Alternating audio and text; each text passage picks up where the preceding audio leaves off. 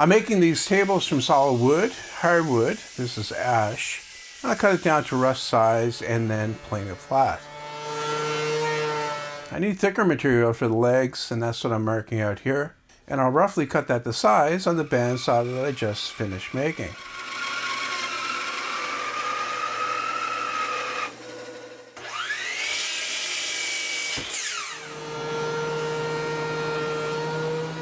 Now back to those boards that I cut and planed. I need to make bigger panels, so I'm taking two and joining them together. To do that, I need to square up the edge so that they'll fit together nicely. And I'm using biscuits to help keep the boards in line. It's a handy feature of my workbench, those dogs that pop up. I can put the board against that and cut the slots for the biscuits.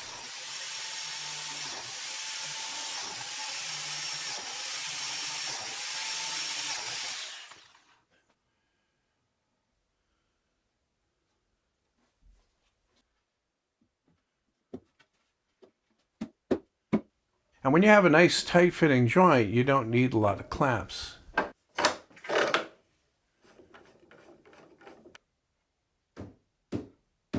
I'm going to pop in here real quick and tell you about the Maker's Mob biggest deal of 2022. This is our biggest woodworking sale of the year, where inside the Maker's Mob, you'll not only get access to learn how to make some of my top woodworking projects, you'll also get over 90 woodworking tutorials with plans from YouTube's top makers. And right now, if you click the link in the description below, we are also hosting a 2-month router bit challenge where you can upload the projects that you've made and compete with woodworkers at different skill levels. And up for grabs are thousands of dollars in prizes from CMT Tools and Taylor Toolworks. So click the link in the description below, learn woodworking from YouTube's top makers, and take advantage of this 99-cent sale before it ends. And I'll see you on the inside. While I'm waiting for the glue to dry on those panels, I can get some other parts cut out. These are the drawer fronts for the top section. And I noticed that I was getting a bit of burning with my old blade. It was getting pretty dull, so I got this new blade from CMT to put on. Along with being brand new sharp, it also has more teeth, so I'll get a much cleaner cut. The parts that I'm cutting out here are the aprons that join the legs together. And once again, I'm making these from solid ash. I'm building 2 tables, so I need 4 short ones and 4 long ones. And while I was doing all that, the glue dried on the panels, and I can get it clamped in my workbench so that I can do some sanding, especially on the inside, where it will be very difficult to sand after the top section is put together. With the sanding out of the way, I can start cutting these panels apart. But once again, I'm changing out the blade that's on my table saw this time. I want to make sure that when I'm making the bevel cuts that I need to make on these top panels, that I'm getting the cleanest results possible. And the only way to get that is with a very sharp blade. The first step is to square up one end, just taking a very small amount off the end and making sure that it is absolutely square. Then I'm going to square cut the pieces to the approximate size that I need, just to make it so that they're easier to handle. The top section has continuous grain, so I have to mark the pieces to make sure that I don't get them mixed up. And then I can tip my saw to 45 degrees so that I can start making those bevel cuts. And like I said before, this is where a very sharp, high-quality blade really pays for itself. It's almost impossible to accurately make these cuts if you have a dull blade.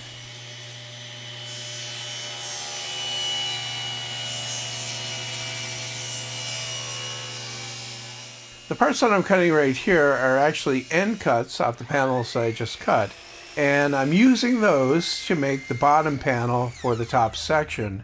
While it is possible, of course, to make that panel 100% solid, my very frugal nature prevents me from doing that.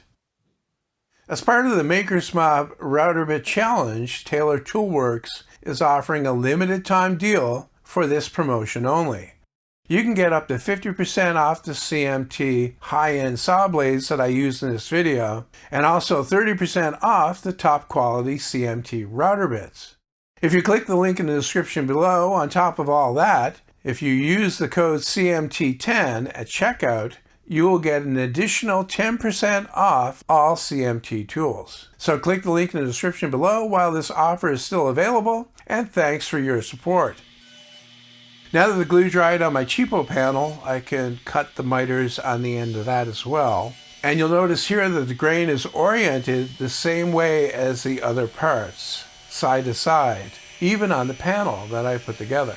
Now before I go any further, after cutting those miters, I always like to check to make sure that they're going together perfectly. If they're not closing properly, now would be the time to fix that before you start gluing it together. Yes, it's another blade from CMT.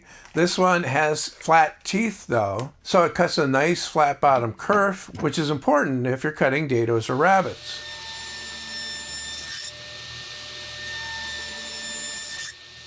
These rabbets along the front make the top section look like it's made from thinner material, which makes it look less clunky.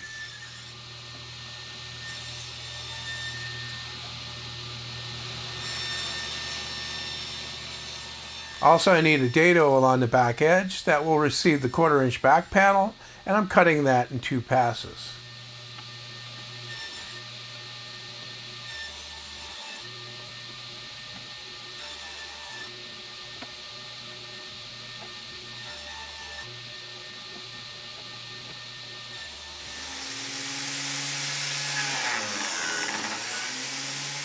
Next, I can start assembly.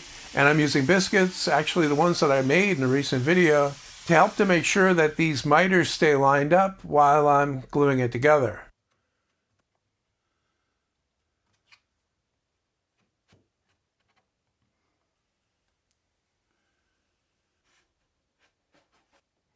Once again, while you're watching this, you'll see that the grain direction, which is very important for a solid wood project like this, is all lined up in the same direction.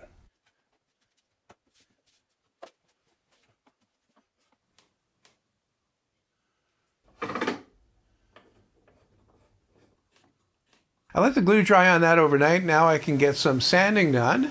I like to stay on top of the sanding actually and not leave it for the end. And here you can see that continuous grain and the nice sharp miter that I was able to get. Okay, so that's the top sections done. I need to start working on the base sections. These are the leg blanks that I cut out earlier, and now I'm cutting them to the length that I need. And these are the aprons that I rough cut earlier. I'm cutting them to length now. As a decorative detail, the front apron has a subtle curve on the bottom, and I'm using a bent strip of wood to draw that arc.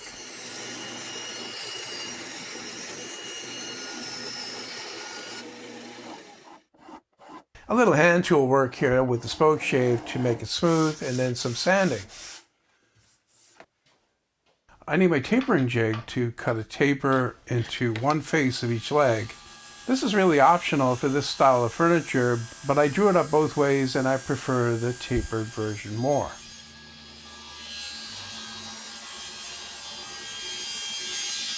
And once again, some more hand tool work to clean up the saw cut. This time I'm using a scraper before I do the sanding. There are lots of options for fastening the aprons to the legs, but I recently bought a domino machine and I want to try it out here. I'm using 2 dominoes in each joint and squeezing some glue in, and then when I push the domino in, it squeezes the glue up around it. Of course, another option here is mortise and tenon, or even pocket screws will work here just fine. After the glue dried, I could get some sanding done on this as well. Once again, trying to stay on top of that. Between the top section and the base, there's a piece of trim that creates a reveal. And I decided to use a different color wood to accentuate that. But the wood that I picked is walnut, and it's not cheap. So instead of going with solid, I actually laminated a thin strip onto a piece of pine. And that way, Mr. Frugal uses less of the expensive walnut. This piece of trim has a secondary function as well. It helps to secure the top. And I'm using glue and then later screws to fasten it to the base. And you can see here that it's held back from the face of the base by about 1/4 inch.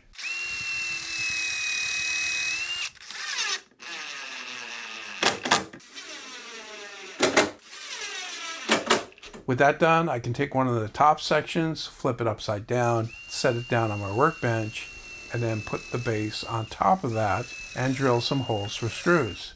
These 2 screw holes at the back need to be enlarged though to allow the top section to expand and contract.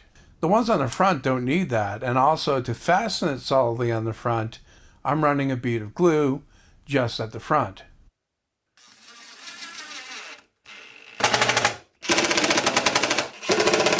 I'm using washers with the screws in the back to allow that top to expand and contract.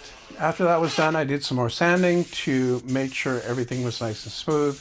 Then I brought the assembled tables outdoors and I sprayed on 3 coats of water-based polyurethane. Each table has a drawer and they're fairly basic, so I'm not going to go into a lot of detail on how they're made. I've made other videos where I cover that in detail.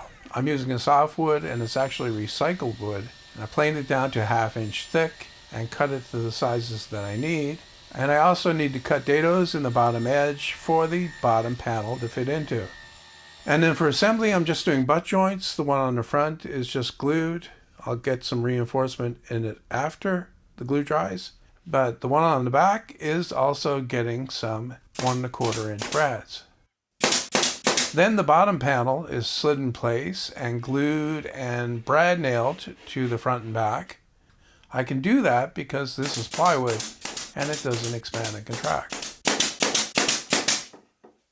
I'm going to use the dovetail bit from the CMT set to cut what I'm calling dovetail splines. And this is a method that I came up with a few years ago, and I've used it several times. Basically what it does is it adds dovetails to a drawer, except it makes it a lot easier to do than the other methods. This is a 14-degree dovetail bit, so I'll tilt my saw to 14 degrees, and I'll cut the splines that fit in there from a scrap of walnut.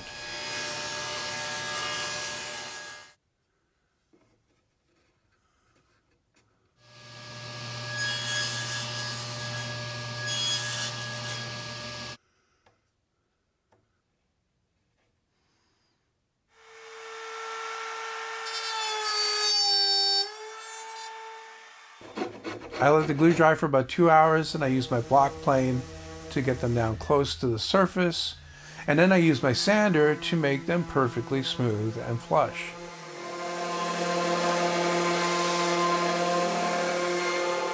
A little bit more sanding on the drawer and try it in the opening and see how it fits. This looks pretty good. These spots of glue that I'm putting on here are to hold the drawer front in place so that I can pull the drawer out and then dry screws from the back. And then when I put the drawer front in, you can see that it was sitting down on the bottom, so that means there's no gap there, and that was deliberate. I can cut the bottom edge of the drawer front after it's installed to create that gap.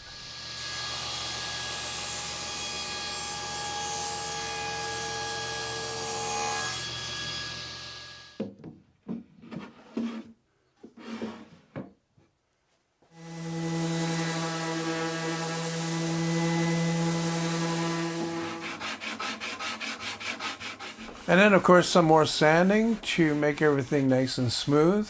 And for the handles, I decided to make my own from more walnut. And to install these, I'm just going to glue them directly onto the face. After the glue dried on the handles, I took the drawer fronts outdoors and once again sprayed on 3 coats of water-based polyurethane. And the project is finished.